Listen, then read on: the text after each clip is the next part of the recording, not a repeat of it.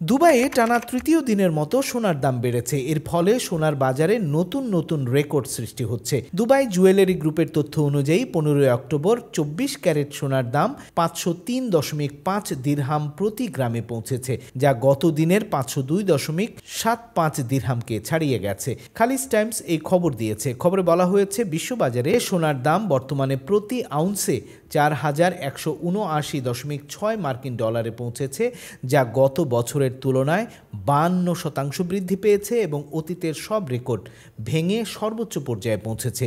বিশেষজ্ঞরা বলছেন, মার্কিন যুক্তরাষ্ট্রে সুদের হার কমানোর সম্ভাবনা এবং আমেরিকা চীন বাণিজ্য উত্তেজনায় সোনার দামের এই ঊর্ধ্বগতি দেখা যাচ্ছে। আবার আসন্ন কোনো যুদ্ধের আশঙ্কা থেকেও বাড়তে পারে সোনার দাম, যার ফলে আন্তর্জাতিক বাজারে সোনার দাম $4,200 কাছাকাছি পৌঁছানোর আশঙ্কা রয়েছে। বিশেষজ্ঞরা সতর্ক করে দিয়ে বলেছেন, সোনার দাম অতিরিক্ত বৃদ্ধি পেলে ভবিষ্যতে বিশ্বব্যাপী মুদ্রাস্ফীতি এবং অর্থনৈতিক অস্থিতিশীলতা সৃষ্টি হতে পারে।